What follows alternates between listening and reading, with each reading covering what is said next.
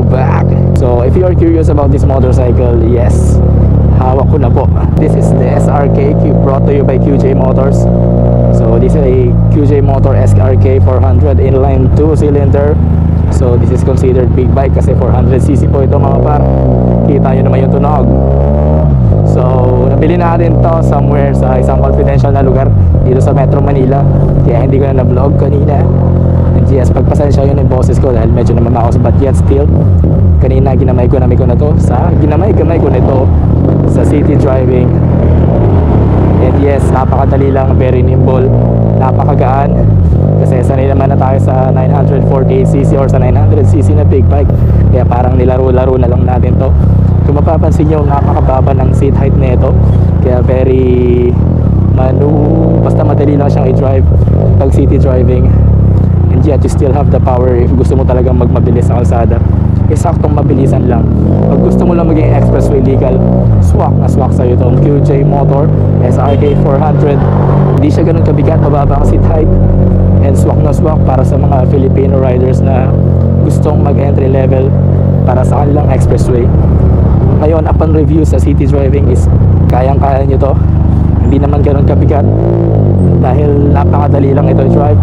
1 down 5 up, napaka-forma, para siyang Ducati Monster na may pagka-MV Agusta yung dating, kaya talagang mapepege ka sa unang lingon. Ang ganda pa tumunog. Narasa akong traffic gamit itong motor na to, hindi naman tayo nahirapan masyado. Thank you Lord, and we are blessed to have to experience this bike. Yun nga lang mga parno, medyo mababa ang ground clearance nito, mababa ang seat height, pero mababa ang ground clearance. Kapag may angkas ka na, prone na sumabit yung side stand sensor niya. So ingat lang kapag may matataas na humps, diba? Kahit very crowded yung lugar, kaya pa rin natin sumabay sa mga maliliit na motor. Tignan mo naman po, grabe naman yun. Hindi tumitingin sa daan ba?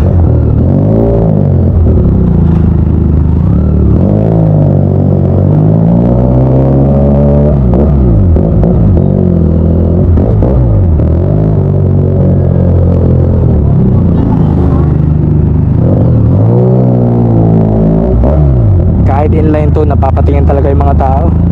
Taas ng humps. Ang liit ng motor pero ang laki ng tunog. Sino magkakakala na yung ganito kaliit na motor Kasi hindi talaga siya sobrang laki na motor. Kumbaga saktong-sakto lang, talagang pang beginner level. Pero ang laki tumunog. So yung nakikita nyo exhaust is brought to you by Yoshimura. Kaya solid naman talaga tumunog. Ang ganda. Hindi siya sobrang sakit sa tenga. Masarap siya sa tenga actually.